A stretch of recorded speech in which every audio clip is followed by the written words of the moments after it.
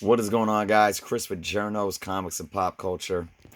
Well, today, here I am with the things that I enjoy that sometimes make the world around us seem copable. I hope that everyone is safe right now. I know it seems like these are some crazy times.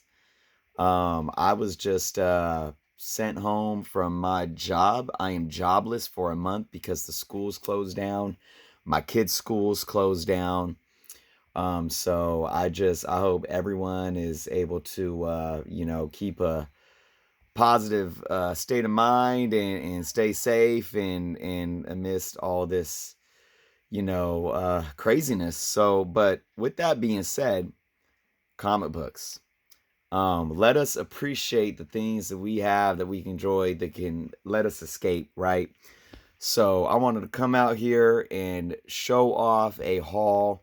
Now, for those that watched my the one live video I did last week, where I forget the title of it, but I discussed a lot of things. CGC issues, state of collecting and whatnot. And I showed off this book, this grail of a book that I finally was able to get. So I'm going to show that off to you guys today in a basic video. And first, let me start off by showing this book that I picked up.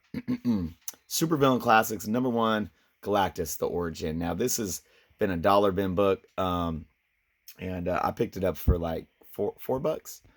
So it's gaining steam. I made a joke on my Instagram because somebody was trying to sell it on eBay for $200, and they said or best offer. So I put a best offer of $2, and then I put 5, and they denied me. I think it's hilarious, but I mean, this book can easily go up for $20 right now, and I think it'll still gain some ground. I mean, I don't think it's ever going to be a crazy book, but it's a fun book to have right now that's gaining value too, and yeah. So there it is. I think it came out in 83, something like that. But that's not the book I'm showing off today, guys. So I'm not going to show the list because my Sharpie list, of 2020 want list books, because I already marked off this book on the live stream that I did. So, but I'm going to remind everyone watching, what did I have? I had Uncanny X-Men 266, First Gambit, still up there. I had Captain Britain #8, First Betsy Braddock, still up there. I had Fantastic Four #49, still up there. First full Galactus, second Silver Surfer, and I had ASM 129, First Punisher. I think that was it. So it's one of these books. Now, before I actually go in, I'm going to show a couple more books off. And I showed these in my live haul too. But I got Fantastic Four #53, the second appearance of Black Panther. This is a decent mid-grade. It has a date stamp in the middle. I don't mind date stamps. I can't stand like writing on covers, but I don't mind date stamps. I don't know. I would think this is probably at least a 4.0. I haven't taken it out of the bag to actually look yet, though. I got me Avengers #71, first appearance of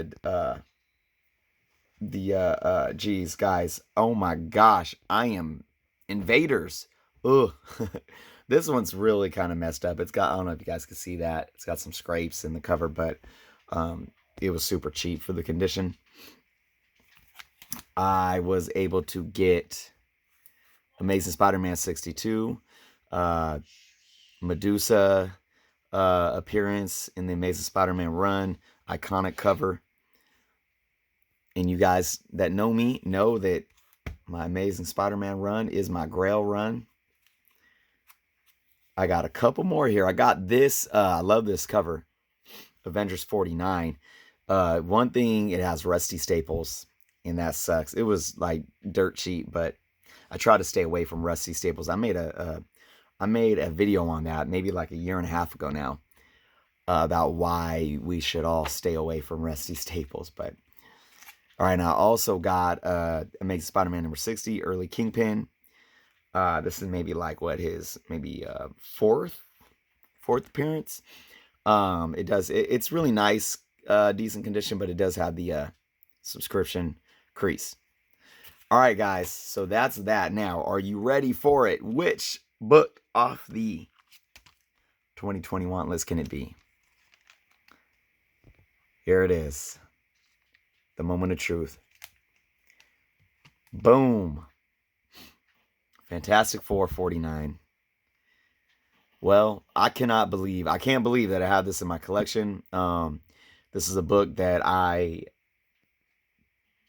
contemplated, sat on, I investigated for years now.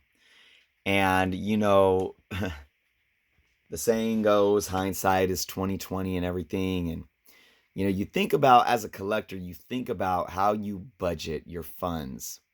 And I look back and I'm like, well, shoot, I could have bought this a couple years ago for cheaper. But at the same time, it's like the funds that you have for comics are allocated somewhere. And maybe a couple years ago, I wanted to collect different things, and I put that money and that budget into what I was putting it into then. And it's like, although it's different now, and I'm like, oh well, I kind of wish I would have, but coulda, shoulda, wish, woulda, all these things. It's like you kind of can't regret the way you collect, because you're always evolving. At least I am. I think a lot of us are.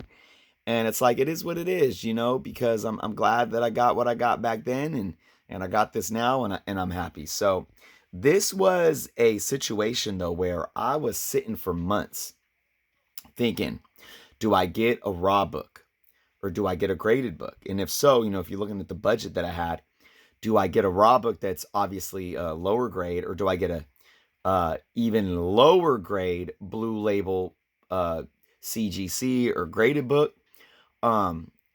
Just already like, if this is a book that I would want to send in to get slabbed at some point, I'd have to be spending that money. So, you think about those costs, and then, or do you think about getting a higher grade book that has like a green label?